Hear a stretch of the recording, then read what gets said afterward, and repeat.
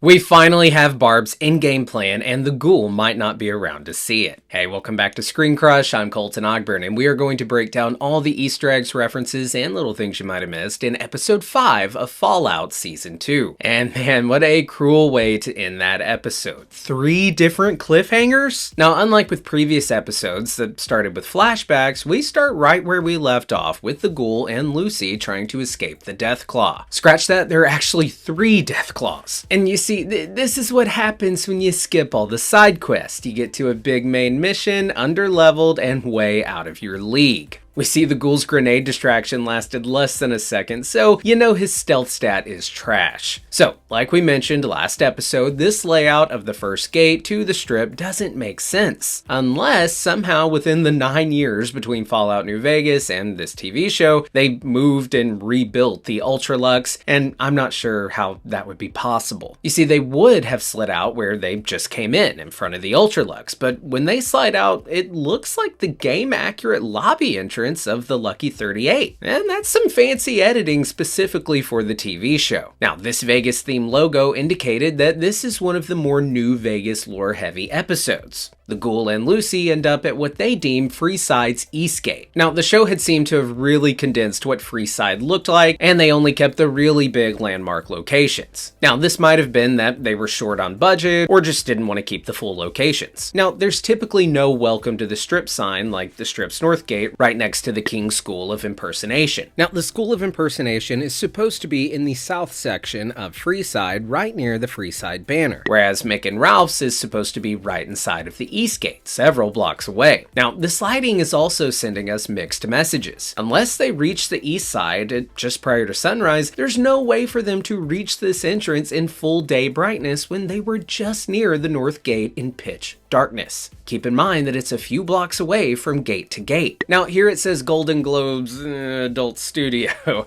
and Golden Globes Adult Studio is a location from Fallout 2 in New Reno, not New Vegas. And it's interesting to note that the Deathclaws, which were in Gomorrah, they're not there now, and people are bustling about unaware of the monsters or the nest of eggs. Now, this one is the first time where the ghoul really opens up to Lucy. Now, the brooding wanderer finally opening up can mean several things, but we think it's mostly a mix of him being influenced by his partner on this journey and planning to sell out Lucy to finally achieve his goal. And this has a slightly reminiscent feeling of the story of Randall Clark. Clark searched for the wasteland for his first family, knowing it was not, but desperately wanted to know what came of them. Now here we can see a pretty good recreation of the Freeside banner with a newly added Welcome To sign right here. Some fan favorite landmarks are here, like the Atomic Wrangler and Smitty's. Now, the Silver Rush sign is hidden here, but it does show up later in the episode. The ghoul mentions Addictol, an inhaler-type anti-addiction drug shown in a few games, but introduced in Fallout 4. So the ghoul goes into the Atomic Wrangler, which looks a bit remodeled since Fallout New Vegas. We see Maxie's Magician and Joey Baxter's posters, all from the New Vegas game. These were pre-war performers, and they were going to perform in the Sierra Madre, which you can find out in the New Vegas DLC Dead Money. Now, the bartender mentions Quarry Junction, and that is where the Deathclaws came from. Quarry Junction is known as a Deathclaw den from the games. He mentions that the Deathclaws are another fucking round of changing management, like the NCR and the Legion. Now, it's interesting that he equates these violent beasts to governments or systems of control. This idea of doesn't matter who's in charge will of course echo later during Cooper's chat with Mr. House. Behind the bartender looks to be a mutated goat head, but let us know in the comments what you think it is. The ghoul looks truly haunted by his regrets here, and his sulking mirrors Lucy later in the episode. And guys, Fallout works as a show because so much of it is tied to memory. The ghoul is remembering his past life. Everyone is clinging to the memories of the world as it used to be. And that's the core of nostalgia, hanging on to the memories that make us who we are. Like, one of my favorite childhood memories was going to my grandma's house that always smelled like old treated wood and a stone fireplace. And the other day, I found a fragrance that smells exactly like that. It's called Jet Black Platinum by Michael Malul, and it is made with ingredients like lavender, toffee, and vanilla. And I got this scent from Scentbird, a fragrance subscription service that lets me try out a variety of scents without the full commitment. Now, we have been talking about Scentbird for years on this channel because we love the product so much. Instead of committing to a full-size bottle of expensive cologne each month, I get an 8ml vial which lasts 30 days. Perfect for about 120 sprays. And I can choose from more than 900 authentic designer and niche fragrances. So I already mentioned the Jet Black Platinum, but my other new favorite is Santalwood by Oak Essentials. With ingredients like papyrus and white birch, it reminds me so much of the woods behind my house where I grew up. Now, I never really wore cologne before, and now it's just a crucial part of my daily routine and who I am. With Scentbird, I can tailor the cologne to my personality and how I'm feeling that particular day. So I highly recommend giving Scentbird a try, and you can get 55% off your first month with promo code SCRUSH2 or scan the QR code on screen. You'll get to try the first fragrance from Scentbird for only $8.97, and your next month will be only $17.95. That's promo code SCRUSH2 for 55% off your first month. Now, back to what I was saying. So then we cut to a Galaxy news shot, which is a reference to the Fallout 1 intro, which in turn is also inspired by the old Interplay Studio logo. Now, when past Hank says, "I'm suddenly a very important person and a possible assassination target,"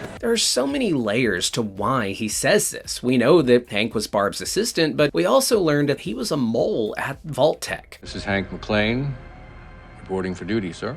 His true allegiances lie with Mr. House. So, who told him that he's an assassination target? Here, Hank talks with two of Bud's buds. We've seen these two with Norm all season. And Ronnie names them later as Clark and Pete. So, when Cooper and Barb reach Las Vegas, a protester says, "Can you sort us out?" reminding us of his ad campaign with Vault-Tec in Season 1. Now, you can see the look of guilt on Cooper's face as he realizes the hand he's played in the company's success. The Cooper standee says, "Let me show you around your new home," which is ironic because Vault-Tec specializes in actual forever homes, aka the vaults. They also know those vaults will be forever homes since they discuss dropping the bombs themselves. Here we can see the Vault 21 hotel in the game. Vault 21 held a social experiment where all dwellers were equal and the structural design was created with a symmetrical layout. But all the problems were solved through gambling. Some events caused changes in management, and Mr. House ended up owning the vault. He was going to fill it with concrete, but a few NPCs, Sarah and her brother Sheldon Weintraub, negotiated to keep the vault open. He agreed and only filled the bottom, leaving the top empty. We then see Diane Welch from the Veterans Ceremony. Now, it's admirable what she's doing, despite how for naught it's going to be. So we then see them head into the Lucky 38, the casino base of Robert House. So it seems like Cooper's new plan is to coerce Hank instead of killing Mr. House. Remember that Hank is a fan of Cooper's movies after all. We saw this in the Season 1 finale and during this episode when he offers to carry their bags. Unfortunately for Cooper, Hank's not even loyal to Vault-Tec.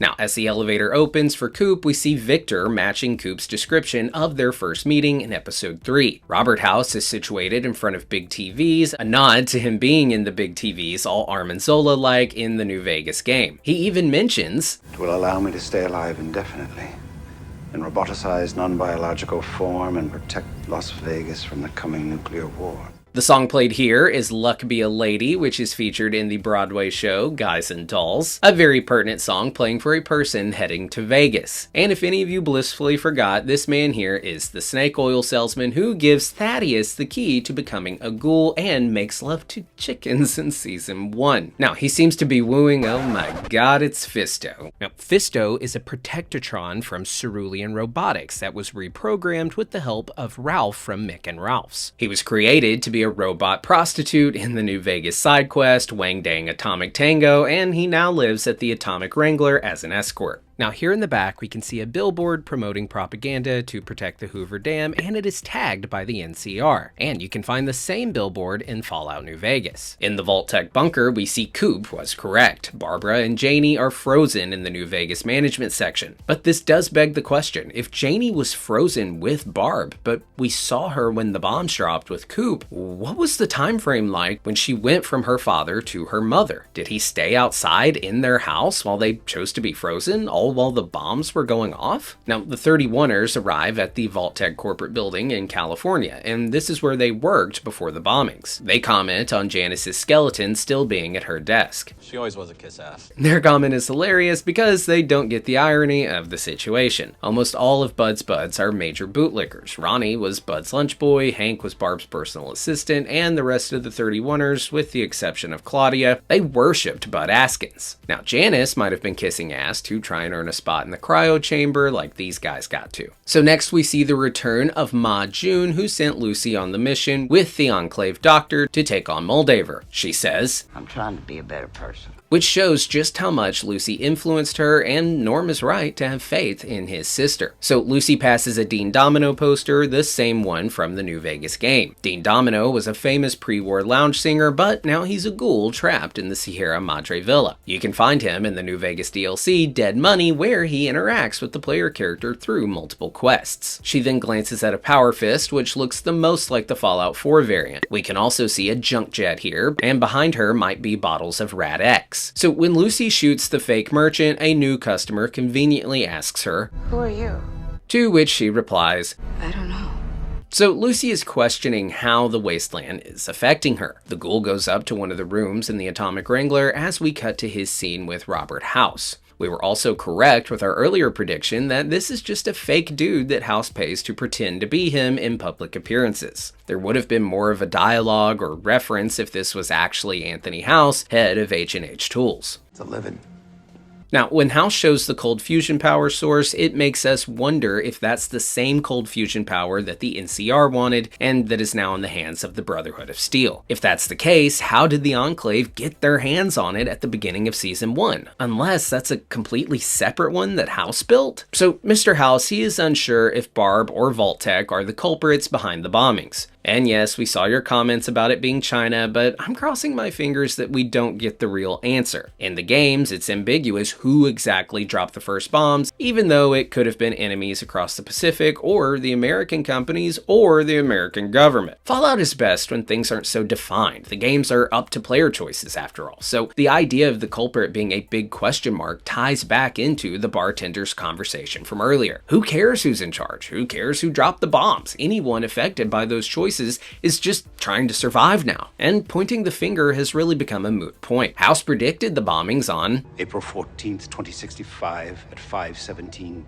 a.m. In the New Vegas game, when you speak to Mr. House on the TV and ask how he saved Las Vegas, he mentions, "By 2065, I deemed it a mathematical certainty that an atomic war would devastate the Earth within 15 years. Now, Coop says it's Janie's birthday, but it's also when the computer AI Margot was installed to maintain the defense system, trains, and other robots of the presidential metro in the Fallout 3 DLC Broken Steel. Now, as Coop leaves, House yells, I'm building a missile system to defend this glorious city from what's coming. Now, in canon lore, he eventually does, which is how New Vegas stays relatively intact compared to other places in the wasteland. Now, back to the 31ers, they go into the executives' offices to try and contact investors. Also, sorry to all the Fallout fans, we did indeed miss the phrase when they mentioned the term Future Enterprise Ventures and its connection to forced evolutionary virus, you know, having the same acronym and all. So as Norm searches Barbara's computer, we see Future Enterprise Ventures is not available and only produced the term the forced evolutionary virus, hinting to the experiment planned in Vault 32 and 33. Now, for some context, before the bombs dropped, Bud Askins worked for West-Tec, another defense and research company, the same one that built the power armor. There, they created a bioweapon able to mutate beings and alter DNA for several uses. They created different mutant groups along with super mutants. In fact, Roger Maxson, a former captain sent by the US Department of Defense, saw that this strain that created super mutants was being tested on military prisoners. So Maxson chose to kill the scientists for their heinous acts after interrogations. He declared his unit to secede from the government and stay at the facility doing interrogations until the bombs fell days later. Eventually, he created the Brotherhood of Steel. Now, the data suggests that the experiment for these vaults were to imbue these dwellers with FEV, potentially to create super mutants. Now, it's unsure if the FEV was only intended for the dwellers and not the overseers from 31, or if even the overseers aren't aware of what Future Enterprise Ventures actually means. Now, back at the Atomic Wrangler, the chicken chicken lover is now one of Hank's minions after being the first successful test with the mind control machine. He bargains for Lucy to return to the vault, or else Hank will kill Barb and Janie. Now, the ghoul has to comply, and it's really important here that Hank wants Lucy to go back to the vault instead of bringing her to the Vault-Tec base that Hank's been experimenting in. We just learned that those vaults have some ties toward the FEV, so is Hank trying to mutate his own daughter? Or are the experiments with the chicken lover Hank's in-game plan? He spoke of erasing the old personality and memories, so he might be looking for a completely fresh start with Lucy and the other vault dwellers. Now, I'm not sure if this is the first time, but the ghoul does call her Lucy as opposed to Kid or Miss McLean, and you can see that he's gotten closer to her, but it makes him think, is this the necessary sacrifice? Now, this next scene mirrors the scene we saw earlier when he was leaving house. So when Coop drunk rides the missile at Lucky 38, this could be a nod to Dr. Strangelove. When Lucy uses the power fist to punch the ghoul, he lands on a pole outside of the window. And he's definitely not dead, but he'll be in a lot of pain. The pre-war footage is juxtaposed with him post-war, Coop thinking the world might be ending with Barbara, while his world might actually end in the present. So Hank comes to grab Lucy, and we wonder whether he'll take her back to the vault, or will he show her what he's been working on first. Now, the in-credit song is You Always Hurt the Ones You Love, sung by the Mills Brothers. And this is apt for Barbara to Coop, the ghoul to Lucy, and Hank to his family. Here we see bodies piled up along with NCR bodies in Gomorrah, and we end up looking out of House's base at the top of Lucky 38. Well guys, that's all the Easter eggs and references we caught for this episode of Fallout. Special shout out to Shrina D. Rao and Ethan Ing for their hard work putting this together, and if they missed anything, remember,